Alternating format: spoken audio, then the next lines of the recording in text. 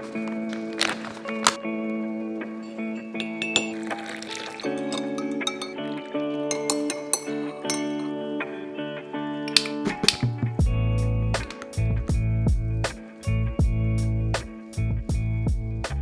guys, what's up? And welcome back to the Koze channel. I am Kalyn, I'm your host over here who likes to have these deep conversations with you over a cup of whatever you like. Today I'm drinking some lavender tea. It's probably way too hot to try yet. And today I'm going to be giving advice, unsolicited advice at that. I like giving advice to people, so I'm gonna be heading on over to Reddit today to find some forums of people that, you know, typed in there wanting some advice. And then I'm gonna give it. It's really that simple. Advice, Reddit. Let's go to new. I don't wanna do ones that are hot. I wanna do ones that are new. I can't stop making up stories in my head about a perfect life. Hello, interesting alien. All right, I feel like this is something people could relate to. So let's dive in. I know, life isn't perfect. It's all ups and downs like a roller coaster. My life is currently down at the moment. My mom is gonna retire soon and I'm kind of nervous because I'm not settled in life yet. I'm a senior in college student with only $27 in her bank account. Also, I don't know what my career is at the moment. I feel rushed. I use my head to imagine different stories about how my life should be. Sometimes reading mangas, manhwa is a general Korean term for comics and print cartoons. Oh, cool. I would look up examples, but copyright. Sometimes reading manhwa, etc. In each story I read, the protagonists have their own issues in life. I'm similar to them, but these stories that I read, most of the time I can predict what's going to happen. Someone's always saving them, or they have this great power inside of them that they didn't know existed. I wish I find my own source of power. However, I'm pretty much depressed and I think very negatively. I can't help thinking these things through. I don't know what to do. I want to sign up for Reddit so I can actually answer. I'm going to sign up for Reddit so I can actually answer. If I'm going to go through this much effort to answer somebody, I'm going to actually answer them. I want to give you advice. Broad limit. Change username.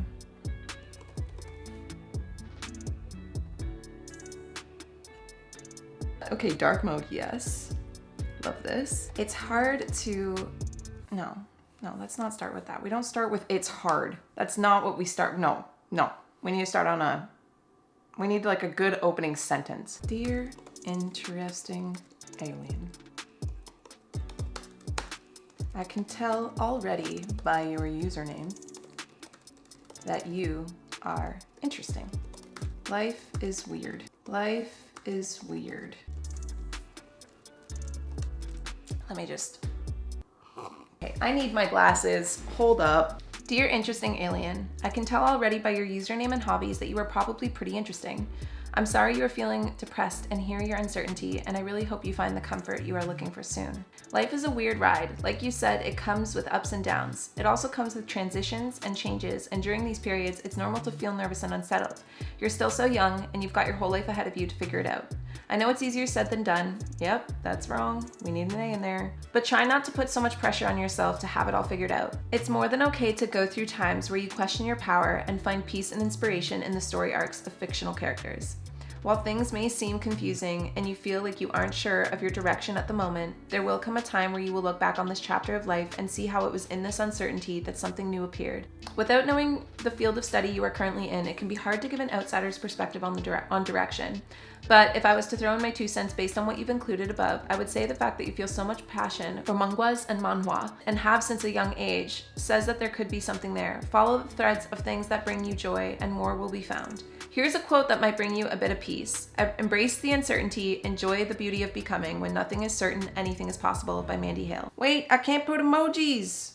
I want to put an emoji. Is this cringy? Is it cringy to end with this emoji? Because I really want to end this whole thing. Her name's Interesting Alien. That's not cringy. That's cool. Know that you are not alone in feeling lost. Comment. Yay. We've made our first Reddit post. Why do I hate the quote part? I feel like a mom that's like, honey, it's okay. You want to hear a quote from The Secret? God, that took forever. Next. Whoa, there's already new ones. Which job would you take? Ooh, I love a good decision-based question. All questions are decision-based, aren't they? All right, here we go. Duke Marius 69. For these jobs, all benefits, PTO, health insurance, etc., are identical. Okay, that's a plus, so we can add that into the neutral column of our pros and cons list. I live in Metro Detroit, and I have been offered 2 jobs. Customer service job at General Motors, 40 hours a week, $50,000 a year, a good chance of upwards mobility, great name recognition, one of the largest employees in Michigan. Okay? Lots of pros there. Job 2, roof salesman job. 2 of my friends do it and clear $80K a year, but it's 100% commission. Ooh, so you gotta hustle for it. You drive about 10K miles a month. However, you don't have to generate any leads, and it's pretty easy to make $6,000 to $10,000 a month. Well, if it's pretty easy, then I think your decision is made, isn't it? Is it actually pretty easy, or are your friends telling you that it's easy? And like, not because they're lying to you, but because maybe they're trying to tell themselves that it's easy. I don't know how hard it would be to sell a roof. I believe job 1 is the better opportunity for consistency and future growth, but I feel dumb turning down all the extra potential money. Does anyone have any advice or considerations? Yes, I do.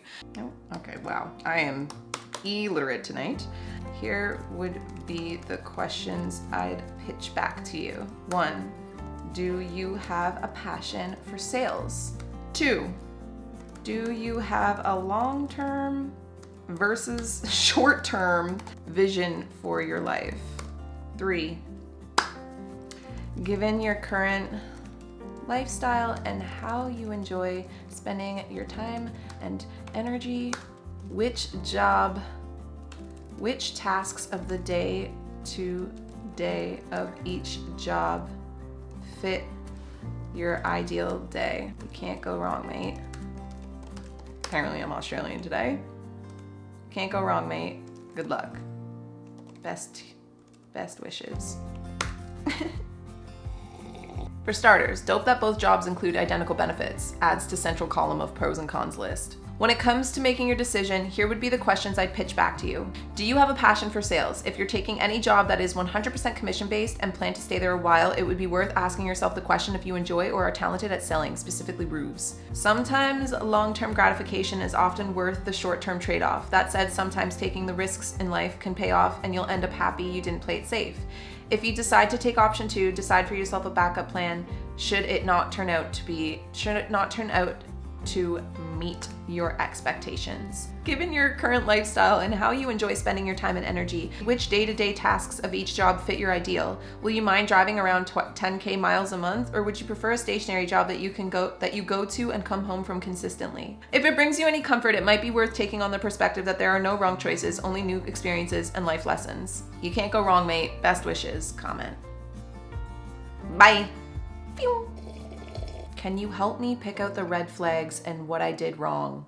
Gladly. He was very intense. Asked me to be his girlfriend within 2 weeks of talking properly. Wow, okay. That happened to me once. His name was Craig. He was very intense, asked me to be his girlfriend within 2 weeks of talking properly, and told me he loves me after a few days after asking me to be his girlfriend. So at 3 weeks. Plus talk of the future and our kids within the first month. Okay. You guys are on different pages. At some point, he tells me his friend told him to tell me, at some point, he tells me that his friend tells him to tell me, right? He's a different religion, not something he would have said himself. When I asked him to tell me more about what this meant, he refused and told me to find everything out myself. Well, that's a little weird. Like, you can't just be like, oh, here's this like fundamental core value of my life. Go figure it out for yourself.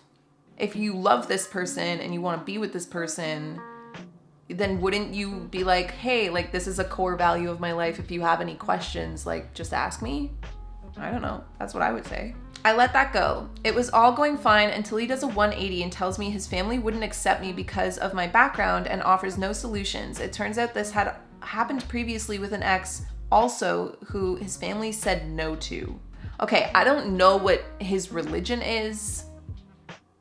So this is hard for me to say because I don't know if like culturally there's like a reason there. But I mean, this guy has his friend telling him to tell you things, has his family making decisions for him, something. Yeah, red flags. Definitely red flags. I got hot and cold treatment for another month.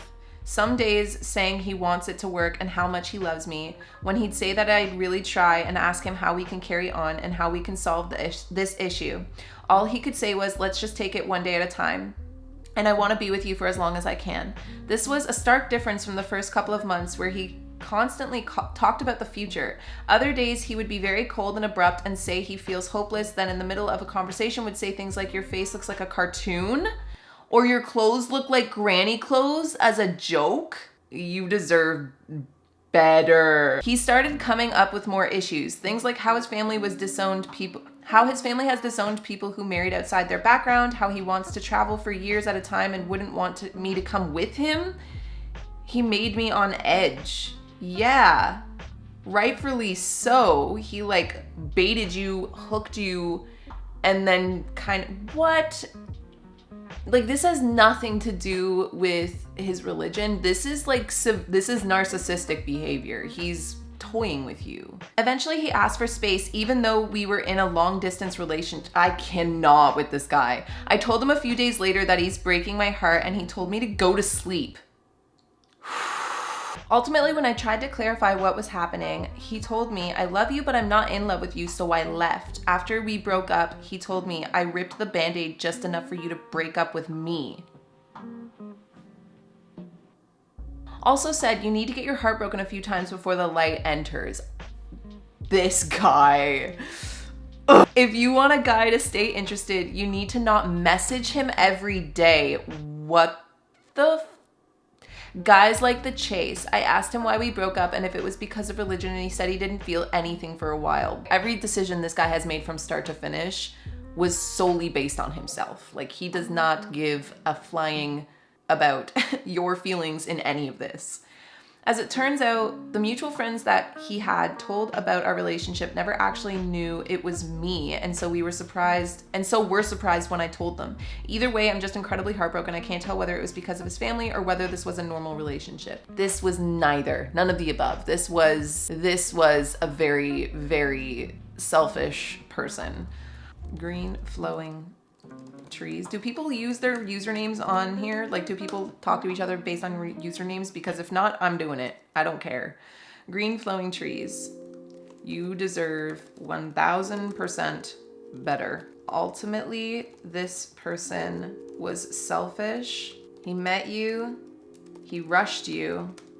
Jumped to tell you he loved you. All signs of love bombing. Okay, I'm getting mighty feisty, but it's because, like, this girl deserves so much better, okay? Okay? Here it goes. Green flowing trees. You deserve 1000% better. While the seed that rotted the soil may have been planted by things like different religions or his family, ultimately, this person was already rotten, selfish, manipulative, and didn't care for you or your feelings throughout any of this. He met you, he rushed you, jumped to tell you he loved you, all signs of love bombing, and then turned on a dime and became cruel and gaslit you to make you think you've done anything wrong or are somehow inadequate, which you are not. He is. Also, saying you look like a cartoon or your clothes are like granny clothes, ... You deserve so much better. What does this guy even bring to the table outside of invasive parents and attachment issues? He's the type that's going to continue this pattern for a while until he finally has to face the smoke and mirrors he's playing to avoid his own toxicity. Cut the thread, delete him from your life, level the heck up. Me trying to be family friendly. Remember the you at the beginning who was like, when he moved so quickly, remember the part of you that felt that energy was unattractive, but probably went along with it because you seemed kind and decided to give the guy a chance? Channel that energy and kick his entire essence out of your life. Hearts need to break to let the light in, this guy.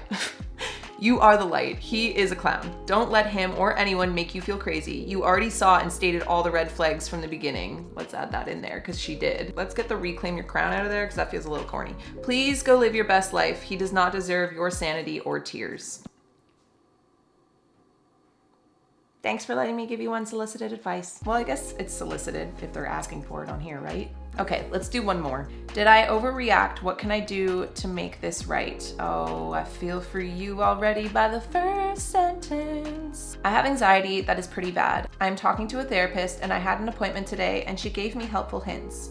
When my girlfriend, who I have lived with for years, asked about it, I told her briefly what the therapist said and she said, well, I've been telling you that for years. Well, I guess you need to hear it from someone else. Did she just make your anxiety about her? Shouldn't you be happy that your partner is feeling better? I got upset at that because I didn't feel like that was fair and accurate, and I felt upset like she was belittling my anxiety. She was. Well, she wasn't really belittling your anxiety because she was making it about her. So I said she turns everything into a competition, and she said she can't say anything around me. All right, now we're getting into like character blaming, and no.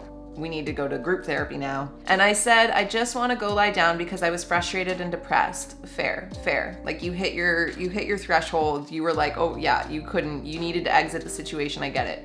Now she won't talk to me and I feel like I must have fricked up and I think it's over. She told me I do whatever I want and won't talk. She told me to do whatever I want and don't talk, I'm assuming is what that meant. It can be hard for those in your immediate circle when struggling with mental health.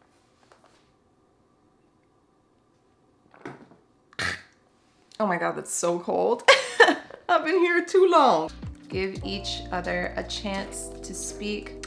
Ultimately, you want your partner to be able to see, hear, and empathize. You also need to see, hear, and try to understand. Okay, here we go. First of all, I see and feel your struggle and just know you're not alone out there. I personally don't think you overreacted, but I do think you guys aren't fighting fair. It can be hard for those in your immediate circle when struggling with mental health, but at the same time, from the context here, it sounds like she made your anxiety about her. Things like she's turning everything into a competition and she can't say anything around me means that you are no longer talking about the actual facts of the present, but instead turning this into attacks on each other's character. These fights cut deep and go nowhere. If you want the relationship to last, then one of you will eventually need to break the ice and see things from each other's side while also being honest about the root of your own hurt here. Give each other a chance to speak and explain their perspective / point of view on how you guys feel and try to do so without putting blame or shame on the other person. Ultimately, you want your partner to be able to see, hear, and empathize with your struggle and point of view. And at the same time, you also need to see, hear, and try to understand on her side how she feels in this situation as well. Hopefully you guys can see through the tension and get to the heart of the matter for both of you. Wishing you luck, not just here, but on your journey to balance and peace again. Therapy is amazing. Congrats for taking that step. Cheers. I think there were some spelling and grammar mistakes there, but I've been looking at the screen for way too long. I'm gonna leave that there. That was me giving advice to people online. Part 1. If you want part 2, let me know. And outside of that, I'll see you guys all in the next coffee talk. Bye guys.